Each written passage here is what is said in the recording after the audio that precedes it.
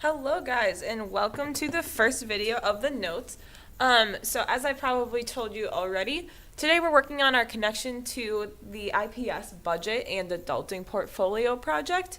We're going to work on some of the math that we need to use for the interest rates in order to make sure that you guys are able to do that. So we're going to first launch in with a review of yesterday, basically doing the exact same thing, talking about how we can write an exponential equation based on the information that's given. So I'm going to say up here, this box is about writing the equation. So writing exponential equation. This should look familiar, right? I have my exponential using my interest rate over there on the left for growth, decay on the right because I can tell because that decay has a minus and that growth has a plus. So we're going to practice telling that. Reminder that we're going to need to change any percents we see, even if there is a decimal in the percent, into a true decimal, is the way I like to think about it. But let's get started. So it says, write an equation for the following scenario. A house costs $5,000. Your mortgage rate is 3%. So I know here I need to label A, and if I remember my initial equation, I'm going to also have to label B. And since this is growth, because unfortunately our mortgage makes our payments go up, B is going to be 1 plus R. But I'm going to fill in A first. So A is my initial value. So what did my house cost originally? $55,000. 1 plus R. So I know that my R has to be that 3%. So I'm going to rewrite 3%, my decimal points behind it. I have to move it 1, 2 to the left. So R equals 0.03. So 1 plus R then is 1 plus 0.03, which is 1.03. I feel pretty ready to write my equation, so I'm going to say Y equals 55,000 times 1.03 to the power of X. And that's exactly what we did last class. So if you want to try the decay function on your own, that sounds great to me.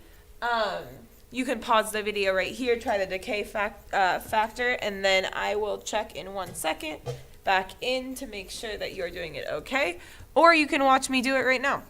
So I'm going to do the same exact thing, A, B, except this time my car value is depreciating, which means it's decay. So my B value is going to be 1 minus R. We're going to table that for a second. So I'm going to look first for my initial price, which I paid $4,000. That's pretty good. But it's depreciating at 1.5% each year. So I'm going to move my decimal point 1, 2 to the left. So I'm going to have 1 minus. My R is 0.015. When I subtract that, I should end up with 0.985. 0.985. I'm just going to double check that. I don't have my answer key up here. I'll go grab it in a second. So I'm going to rewrite my equation here. So Y equals 4,000 times 0.985 to the power of X. Once again, that was a total review from yesterday, so we should be feeling pretty good. But I'm going to keep moving on to the stuff that we haven't talked about yet.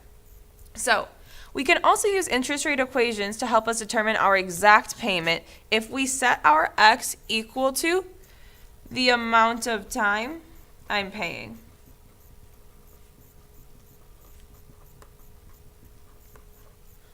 To the amount of time I'm paying. So, thinking about this one, I have a very similar setup. I see that I have my equation for growth. I have my equation for decay. I see that A is my initial amount, R is my growth or decay factor in decimal form. My new thing right here is that X is the amount of time that I'm paying money. So that's something to keep in mind. So I look here, I see that this problem is exactly the same as the one up here. So these are the exact same problem. So I'm just going to write down my equation that I found at the beginning. Because my house is $5,000 and I pay 3% per year, I know it's growth, so I have to say 1.03 to the power of X. So because these are the same problem, I'm going to pull my equation from up here and write it down there. So what I just learned is that I can fill in for X the amount of time. So if I'm looking for time here, I see that I'm paying this amount for 30 years.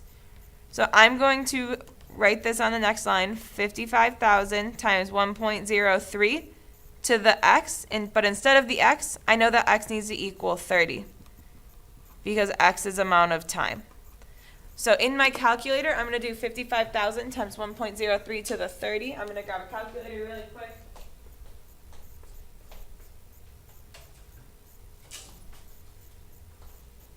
Times 1.03 to the 30.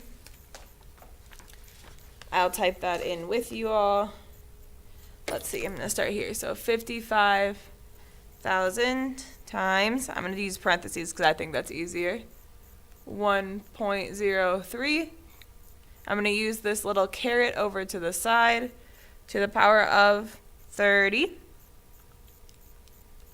And I end up with 133,499. So in total, I end up paying $133,499 for a house that should have only cost $55,000. So that's kind of a bummer, but we know that's kind of how interest works, right? So because we need a longer time with the money, banks and other credit agencies can charge us money for needing their money, which is a little bit sad. Let's go over to the decay one to see how this one works out. So I have my equation up here, which is the exact same because I see that it's my same car problem where my value is depreciating every year. So I'm just going to use the equation I found above. So y equals 4,000 times 0.985 to the power of x. I'm going to read my problem, blah, blah, blah. It costs $4,000. It depreciates by 1.5% each year. How much is it worth if you sell it 10 years? So I know that x has to equal 10. So I'm going to rewrite my equation as 4,000 times 0.985 to the power of 10. So I'm going to do that in my calculator really quick. 4,000 times 0.985 to the power of 10. And that means that when I sell my car, I'm only going to sell it for $3,438.92, even though I paid $4,000 for it because the value is depreciating. So what I want you guys to do is try these next two problems. The answer key is on the board.